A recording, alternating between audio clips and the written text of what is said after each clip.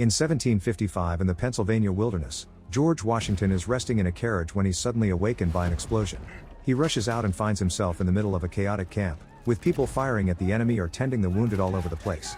As things keep exploding around him, George grabs a gun and learns that his camp has been ambushed. When he sees an enemy soldier, he immediately shoots him down while feeling like his head is about to explode. He gathers his strength and gets on a horse to ride over the hill, where he finds the battlefield. George wants to fight, but Gage tells him that the general has already ordered a full retreat and his team is at the front lines. Yet George thinks it's worth the risk. 12 years earlier in Virginia, a younger George attends his father's funeral. Here he meets his half-brother Lawrence, who used to be a captain in the Majesty's Navy. Lawrence gives George a compass that belonged to their father and explains that he's been appointed general of the Virginia militia, so he has to gather volunteers. George has heard that Washington men die young and thinks the name is cursed. He's also frustrated because his mother won't send him back to school. Instead, he has to start farming to support the family. When George says it's not what he wants, Lawrence reminds him that it's what duty demands. George ignores Lawrence and begins walking to school, even though it's 2 miles away. Moments later, George is back at home, angrily chopping a tree. When his mother Mary tries to calm him down, George yells at her because the school turned him down at her request. He says he has nothing, so Mary scolds him and reminds him they have a whole farm, slaves to feed, and an empty purse to fill. As the eldest son, this is his duty. In the afternoon, Lawrence finds George crying in front of the fireplace. He decides to give him a book about decent behavior so he can learn to be a proper gentleman. Lawrence also lends him some books he considers essential reading, promising to educate George to make up for the lack of school. The brothers start spending a lot of time together, so George learns land surveying, sword fighting, chess, horse riding, and how to deal with the aristocracy. In 1753, George tries to apply to be a soldier in the British Army after sending letters for months. However, he's turned down because he can't pay for the ensign, he owns no land, and he has no formal education. He's told to stop sending letters and join the militia instead. In the evening, George tries to attend an important party at the Belvoir estate, but he isn't allowed to because he has no invitation. While everyone is distracted, George sneaks around the back and goes through the service door, where the servants tell him how to get into the house. When George reaches the main area, he's seen by Sally, a relative of the estate owner. At first she scolds him, but she ends up admitting she doesn't feel like she belongs either and is charmed by his compliments. However, she turns him down when he asks her to dance.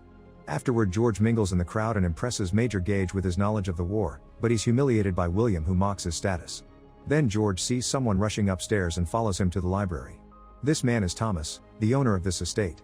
George charms him by discussing literature and even gets him to lend him a book. By the time George volunteers to survey and map the Ohio Territory, Thomas likes him so much that he agrees to hire him. Later in a pub, George meets with his old friend Christopher, who is also a surveyor. George asks him to join him on the Ohio mission and Christopher gladly agrees, so they drink to celebrate. Christopher and George begin traveling together through Ohio and get to admire incredibly beautiful views. George often writes to Sally telling her all about the amazing things he sees. Sally likes the letters, but Christopher thinks George is fighting a lost battle because she's above his station. 3 months later, the duo is almost freezing because of the heavy snow and wonders if they should head back since their horses are on the verge of death. Suddenly they're surrounded by members of the Mingo tribe, including their leader Tenacharison. He accuses them of trying to steal the land, so George assures him they're just surveyors and shows him his work. Then Tenacharison takes them further into the woods to reveal that the French have set up a fort in the area. Afterward, George and Christopher decide to take a raft across the river since it's the fastest way to get home. When they see a cascade ahead of them, they desperately try to row back to the shore, but the current is too strong and soon throws them into the freezing water. After some struggle, the duo manages to swim back to land, only to discover they're stuck on a small island in the middle of the river. Hours pass and the men stay close to provide each other with body warmth. Their only escape would be swimming across the river, but they don't have the strength to go that far without the temperature killing them. Luckily, the river ends up freezing, and they can simply walk on it. Sometime later, George is telling Lawrence about the French fort. Lawrence keeps coughing and George discovers that he has tuberculosis, so he'll die soon. Since Lawrence can't travel in this condition, it's up to George to deliver the news. The next day, George meets with Lieutenant Governor Robert to tell him about the French fort. Robert wants Lawrence to lead an expedition that will tell the French to leave, so George explains that his brother is sick and he wants to be his replacement, even presenting Lawrence's recommendation letter. Robert agrees and makes George major of the militia. When George asks if they'll be paid the same as the British officers of the Crown, Robert finds the question offensive. George decides he'll volunteer his service because he doesn't need pay that isn't equal to those of whom he'll prove himself equal. Before leaving on his mission, George visits Sally, who reads his notes from the expedition and is impressed by how poetic they are. Sally admits she's afraid of making the wrong choices and reminds him that she has a duty to fulfill, yet she kisses him anyway. The next day, George leaves with the militia formed by Christopher, outlaws, debtors, slaves, and a few patriots. When they stop to camp for the night, the horse of their scout comes back alone. Soon the camp is surrounded by Tanacharison and his men, who have captured Scout Tucker. George assures them that they don't want trouble, they're only looking to kick the French out. Tanacharison hates the French because they killed his father, so he agrees to guide the militia to the fort. The next morning they deliver the message to Officer Joseph, who laughs in George's face but still invites the group to dinner. After eating, Joseph points out that the British sent George with the message, so when it fails they have someone to blame. He swears the French will never leave and George responds they'll force them to, but Joseph isn't afraid of a war and kicks the militia out. Afterward George tells his team to rest while he rides ahead. When Robert hears the news, he asks George to transcribe all the information he has so it can be presented to the council in the morning. George asks for a night's rest first but he's denied. While George works, Lawrence looks at his notes and calls them a dangerous escalation. He wonders why proper soldiers aren't doing this, and just like Joseph, he concludes that the British are using his brother. If the mission is successful they'll claim the glory, if it fails they'll blame the colonials. An argument ensues because George refuses to stay home doing nothing, and leaves in a huff when he realizes that his brother doesn't believe in him. The next day George visits Sally at a party and finally convinces her to dance with him. They're interrupted by William, who once again tries to humiliate him in front of a crowd and volunteers to lend him 2 slaves as if it was a huge favor. Thomas cuts the tension by congratulating George on his rank and reveals that William and Sally are engaged. George swallows his feelings and wishes them the best before leaving. When George arrives at the militia camp, he reads the council's decision. They must act on the defensive, but if the French try anything, offenders must be killed. The militia isn't happy about this because it's a clear declaration of war, yet they weren't sent proper soldiers. Some men want to leave since they were hired to deliver a letter not to fight, but George explains that would get them flogged as deserters. 2 men almost get aggressive, so George yells at them, reminding them that they took an oath, so this is their duty. At that moment Tucker arrives with important news. The French have a new camp 5 miles from there. Tanacharison concludes they're looking for land to build another fort, so George agrees to take the group on a simple reconnaissance mission. Once they're close enough to the French camp, someone in the shadows opens fire, killing an enemy officer. George still wants his men to hold their ground, but the French open fire, so the militia fires back. The natives run ahead to fight hand to hand, which the French don't expect. George sees this as an opportunity and orders his men to advance too. Soon both sides are losing soldiers by the second, and Joseph gets shot in the leg. George tries to tell his men to take prisoners instead of killing them, but he's ignored.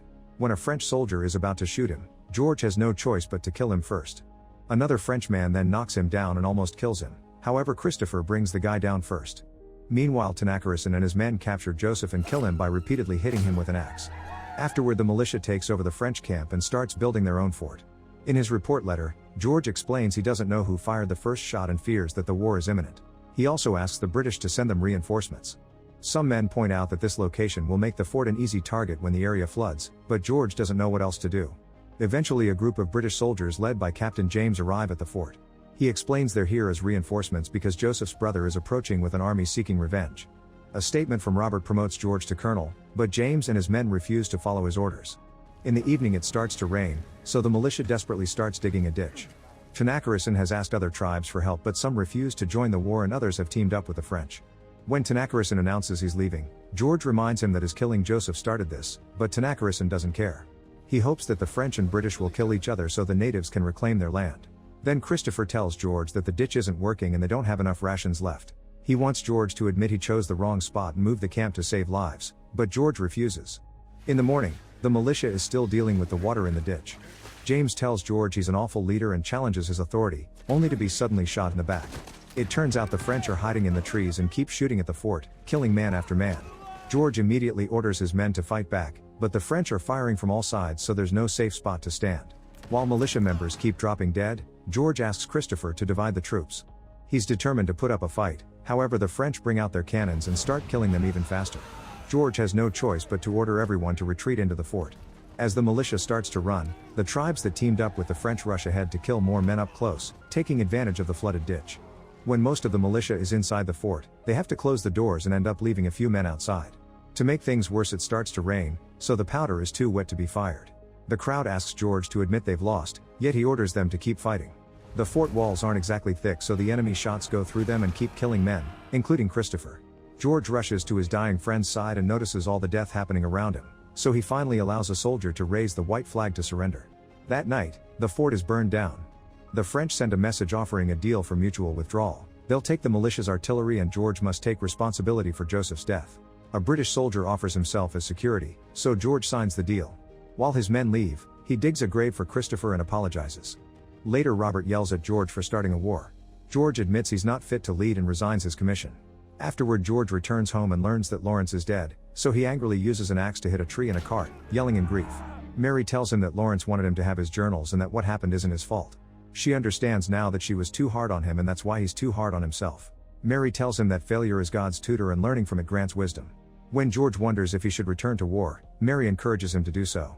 That night, George reads Lawrence's journals and finds a note for him. His brother admitted he was wrong and that George was right, the world could be changed. In 1755, George meets General Edward and finds Gage working with him. George volunteers to be Edward's personal assistant, but Edward thinks it's not necessary because he has much more power than a militia, so the French should be a joke for his army. George immediately shows his knowledge of the area to prove some of Edward's information wrong and Gage supports him, so Edward agrees to bring George as an aide. A few days later, their trip is paused because the road is blocked by a tree. While waiting for the team to remove it, George discovers that some men from his old militia are here too and immediately begins helping them cut the tree. Gage disapproves of a military man being friends with such people, but they ignore him. George apologizes to his old team for what happened and even says he owes them a debt. That night, they set up camp and George is surprised to see slaves. It turns out they were sent by Thomas' family to fight in their stead. They also hear some music, and the team is frustrated to realize they've been moving extra weight because Edward has brought his piano. As the journey continues, George works hard helping the team move the carriages through mud and has to stay up late whenever Edward needs him to take notes. Eventually he's so weak that he passes out, and a nurse diagnoses him with dysentery. Instead of letting him rest, Gage wakes him up from his feverish state and tells him they're near the fort, so he shares his plan of attack. George doesn't think the plan is good and tells Gage to keep an eye on the trees, but he can't come along to advise him. Moments later, the troops are ambushed by the French just like George predicted. A battle ensues and at first Edward's army manages to fight back, but soon they're surrounded by the native tribes just like last time. Men begin to drop dead all over the place, not even those hiding among the trees are safe from French attack. The British army decides to regroup by the river, and even during their run they keep getting shot down. Eventually George wakes up in the carriage, taking the story back to the beginning. He ignores his dizziness and joins the fight, killing an enemy before getting a horse to ride to the hill. Gage informs him that his old friends are in the front lines and that Edward ordered a retreat, so attempting anything would equal death. George refuses to abandon his men and rides through the battlefield anyway, shooting French soldiers and dodging cannonballs as he goes. Eventually he reaches the team hiding in the woods and his horse is shot, so he's knocked out when he falls. At the same time, Edward gets shot too. When George wakes up, he runs to Edward's side and learns that Gage lied. There were no retreat orders. Edward wants him to rally the team and fall back. He also asks him to take his horse and save as many men as possible. Before dying, Edward gives George his sash. George immediately rides through the woods and tells his army that there's no retreat, they must hold their ground and form a rear guard. A line of defense hides among the trees and opens fire to successfully keep the French from advancing. Tucker tells George that their old team is still by the river, so George asks him to buy him some time for a rescue. At the river, only a few men are left and they have no powder. One of the slaves is dead, so the other one decides to run away. Soon George arrives on Edward's horse and kills some French soldiers with his sword. When the enemy starts firing at him, he hangs on the saddle to hide behind the horse but ends up falling off. A soldier immediately comes after him, however George knocks him down and steals his weapon. After killing a few men, George reaches his friends and tells them to fight. When they mention they don't have powder, the slave comes back with a keg full of it. They run to take cover behind a hill and open fire, successfully bringing down several French soldiers. Once enough enemies are down and there's an opening, George tells his friends to run to the right before he jumps into the battlefield, making himself the target. He quickly kills a few men, but when he's cornered by the natives, his weapon fails. The tribesmen open fire, yet only his hat gets shot. Then George gives the signal for Tucker to come out with the rest of the army, and they keep the French distracted so the group behind the hill can rush to safety. George keeps running through the battlefield as multiple explosions continue to go off around him. Moments later in the camp, Gage is shocked to see George return with the rest of the army. When George calls him out on his lie, Gage says the battle was lost and it was not worth dying for it. Gage's true land is Britain, but this is George's home. Afterward, Tanacharison introduces George to the leader of the tribe that helped the French. He explains that his men never miss, yet none of them managed to shoot George. His tribe has a legend about a spirit of protection that shields the chosen ones, so he believes that George has been shielded by this spirit and promises to remember his name. When George returns to the city, Robert calls him the man of the hour and reveals that his journals have been published in England, so now everyone knows what is happening in the colonies. Robert is forming a Virginia regiment of 1,500 men, the first of its kind in the colonies, and George is offered his colonel rank again to lead it. George agrees in exchange for a change of uniform. Later George meets with his troops and now everyone is wearing blue instead of red to proudly represent Virginia. Make sure to subscribe and turn on notifications so you can watch more videos like this. Thanks for watching.